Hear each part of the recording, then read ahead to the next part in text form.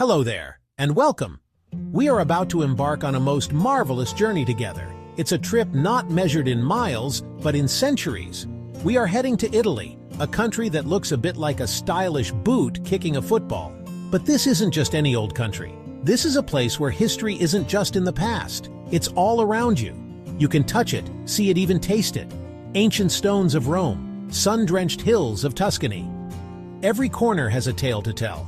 We're going to peel back the layers of time, one by one, to uncover the epic story of how this incredible land came to be. Our adventure will take us back to a time long before the famous Caesars and their mighty legions. We will meet the mysterious early peoples who first called this peninsula home. Then, we will watch step by step as a small village on the Tiber River grows into the most powerful empire the world had ever seen. We'll stand in the shadow of the Colosseum and walk the streets of Pompeii. Its echoes still shape our world today in ways you might not even realize. Italy's epic story is waiting for us, and it's a story you will never forget. Let's rewind the clock. Way back.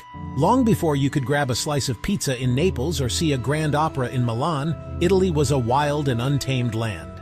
The first people to settle here lived simple lives: hunters, gatherers, following herds of animals, collecting wild plants. Small groups huddled around fires in caves, cave painting, bison, cave painting, deer.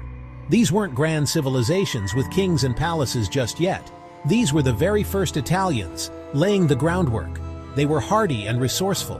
Mountains, coasts, fertile plains. As time went on, different groups began to emerge. Sicily, the toe of Italy's boot. Greek colonists arrived. They built magnificent temples and cities. Philosophy, democracy, art.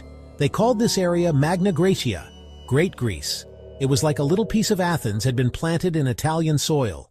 Now picture a small settlement, a collection of huts on 7 hills overlooking the Tiber River. This is where our next chapter begins. According to legend, this village was founded in 753 BC. Romulus Remus raised by a she-wolf. A fantastic story, isn't it? While the tale is likely just a myth, it tells us how the Romans saw themselves. Tough, resilient, perhaps a little bit wild. In its early days, Rome was ruled by kings, many from the Etruscan civilization. It was a time of learning and growing for the young city. But the Romans grew tired of being ruled by kings. They had a different idea. In 509 BC, they kicked out their last king and declared Rome a republic. This was a revolutionary concept. It meant that the people, or at least wealthy male citizens, would have a say. They elected officials called senators to make laws and decisions. The Roman Republic was all about order, duty, law. It was a system to prevent any one person from having too much power, and fueled their ambition to expand. With its rivals defeated, the Roman Republic underwent a dramatic and often violent transformation. The immense wealth pouring in from conquered lands created huge social problems. Ambitious generals like Julius Caesar used their loyal armies to seize power, leading to a series of bloody civil wars. The old republican system simply couldn't cope.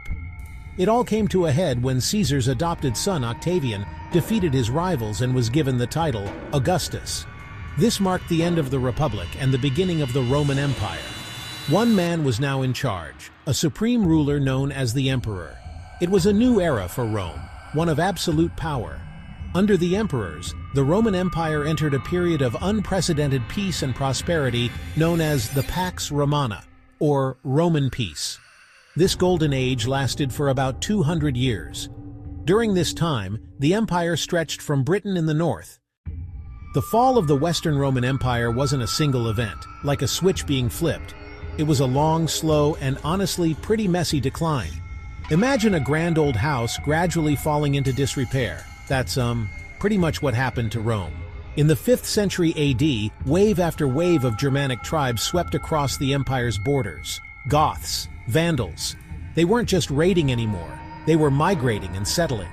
In 410, the Visigoths sacked Rome, a shock to the civilized world. The Eternal City was no longer untouchable. Central imperial authority crumbled. Chaos began to take hold. 476 AD is often used as the end of the Western Roman Empire. The last emperor, a young boy named Romulus Augustulus, was deposed by a Germanic chieftain. With no emperor in the west, Italy fractured into warring kingdoms. Life grew harder and more dangerous for ordinary people. Roman roads fell into disrepair, trade collapsed, cities shrank as people fled to the countryside. This period, the Dark Ages or Early Middle Ages, was full of uncertainty across the peninsula. The Christian Church not only survived, but grew stronger. The Pope, Bishop of Rome, became a major political as well as spiritual figure. Monasteries became vital centers of learning. Monks painstakingly copied and preserved Roman texts. After the long, difficult centuries of the Middle Ages, something extraordinary began to stir in Italy. It was as if the country was waking up from a long sleep and rediscovering the wonders of the world. This period, which began around the 14th century, is called the Renaissance, a French word that means rebirth. And what a rebirth it was! It all started in wealthy city-states like Florence, Venice, Milan. These cities had grown rich from trade banking, and their powerful ruling families like the Medici in Florence had money to spend, and they chose to spend it on art, architecture, and learning. This was a time for looking back to the glories of ancient Greece and Rome. Scholars hunted down old manuscripts that had been preserved in monasteries, rediscovering the works of classical philosophers, poets, and scientists. Artists and architects studied the ruins of ancient Roman buildings and sculptures, inspired by their beauty and perfection.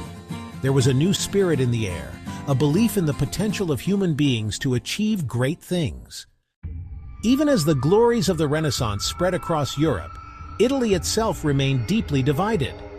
If you were to look at a map of Italy in, say, the 17th or 18th century, you wouldn't see one country.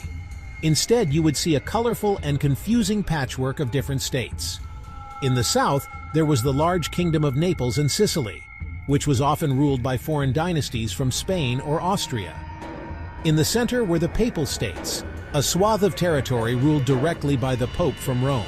And the north was a collection of smaller, independent duchies and wealthy republics, Venice, Genoa. This division made Italy vulnerable. France, Spain, Austria. For centuries, Italy became their playground and their battlefield. Foreign armies marched up and down the land, and Italian princes and popes often made alliances with these foreign powers to fight against their Italian rivals. This constant interference and warfare meant that while individual states might thrive for a time, the idea of a single Italian nation seemed like an impossible dream. An Italian from Venice would have felt very little in common with an Italian from Naples. It planted a seed, an idea that a united Italy might not be so impossible after all.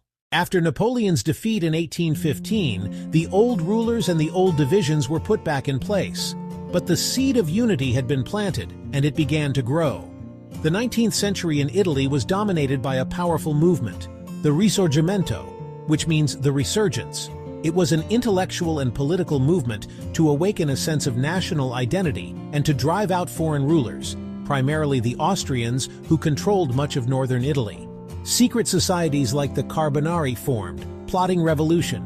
Passionate writers and thinkers like Giuseppe Mazzini argued that Italy was not just a place on a map, but a people with a shared destiny. He was the soul of the movement. It had three heroic figures at its heart: Giuseppe Mazzini, the thinker; Count Camillo di Cavour, the cunning statesman and prime minister of Piedmont, Sardinia. He was the brain of the operation, a master of diplomacy who forged alliances across Europe. And then there was Giuseppe Garibaldi, the sword of the movement. He was a charismatic guerrilla fighter who led a volunteer army of 1,000 men, the Red Shirts. The process of unification happened in stages. Becoming one country did not solve all of Italy's problems. The new nation faced many challenges in the late 19th and early 20th centuries. There was a huge gap between the industrialized, prosperous North and the poor, agricultural South. The 20th century brought turmoil. Italy fought in 2 world wars, and in between them fell under the grip of a fascist dictatorship led by Benito Mussolini. The post-war years, however, saw a remarkable transformation. With help from the Marshall Plan, Italy experienced an economic miracle, becoming a major industrial power and a founding member of what would become the European Union. Today, on September 16, 2025, When we think of Italy, we think of a country that has an outsized influence on global culture. This is the land of La Dolce Vita, the sweet life. It's a place synonymous with style and quality. Think of the world of fashion, with legendary brands like Gucci, Prada, Armani defining what it means to be chic. Think of industrial design, from the sleek lines of a Ferrari sports car to the simple elegance of a Bialetti coffee pot. And of course, think of the food. Its epic journey through time has left an indelible mark on our world, a legacy of culture and style that continues to enchant and inspire us all.